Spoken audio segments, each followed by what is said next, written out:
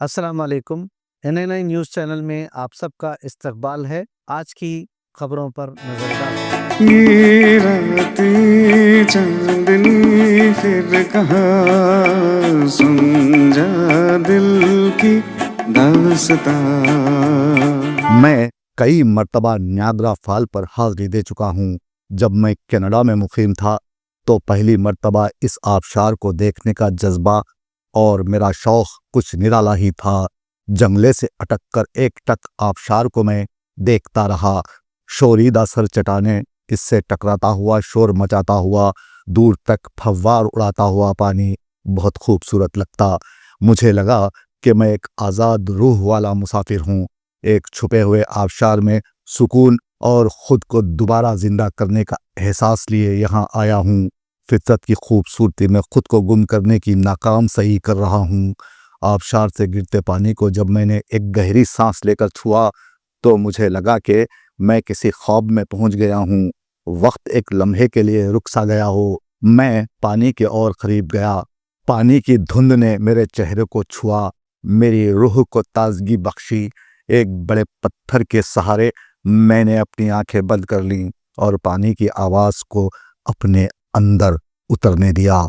ऐसा महसूस हो रहा था जैसे आबशार मुझसे बातें कर रही हो, मुझे कह रही हो कि अपने खौफ को जहन से निकाल दो और ज़िंदगी की वहशियाना आज़ादी को गले लगा लो। फिर एक वक्त ऐसा भी आया कि परिंदों की तरह मुख्तलिफ देशों में ज़िंदगी गुजारने के बाद मैं अपने वतन आ गया। अब इन बारिशों में मुझे रियासत तेलंगाना का नियाग्रा यानी बोगाथा आबशार याद आ रहा है, जो मुलुगु में मौजूद है, जिसे रियासत का दूसरा सबसे बड़ा आबशार होने का एजाज़ हासिल है।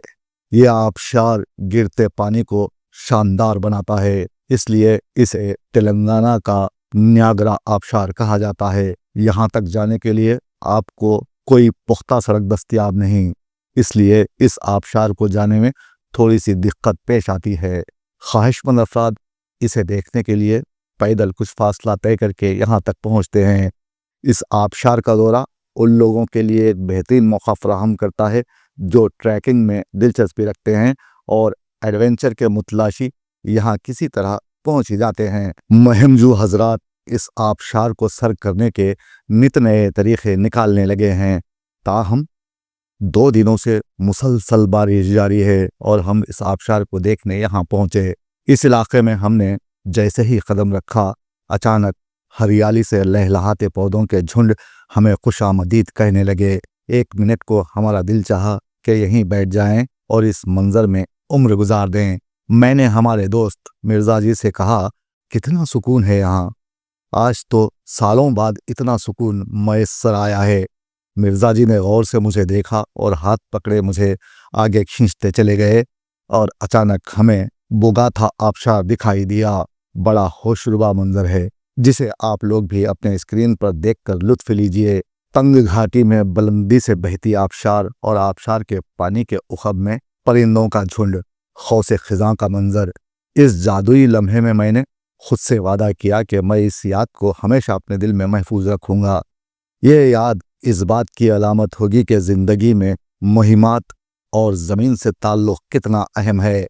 आबशार का कभी ना रुकने वाला बहाव मुझे ज़िंदगी की मुसलसल बदलती हुई फितरत की अलामत लगा और उसने मुझे पूरी तरह जीने के लिए उकसाया भी।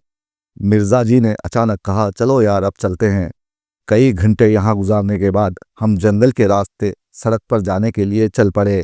ऐसे में मैंने देखा मिर्ज़ा जी के होंठों पर एक मुस्कुराहट खिल रही थी, जिससे साफ जाहिर हो रहा था कि उन्होंने ना सिर्फ एक छुपा हुआ ख़जाना दरियाफ्त कर लिया है, बल्कि अपने वजूद का वो हिस्सा भी पा लिया है जिसे वो शहरी हुदूद में रहते हुए तकरीबन भूल चुके थे। वो मेरे साथ चलते रहे। आबशार की आवाज़ धीरे धीरे दूर होती गई, लेकिन इसका जादू हमेशा के लिए हमारे दिलों पर नक्श हो गया और मुझे यहाँ ये शेर याद आने लगा। अभी तो झेलना है संगलाख चश्मों को, अभी तो झेलना है संगलाख चश्मों को, अभी तो सिलसिलाए आबशार बाकी है।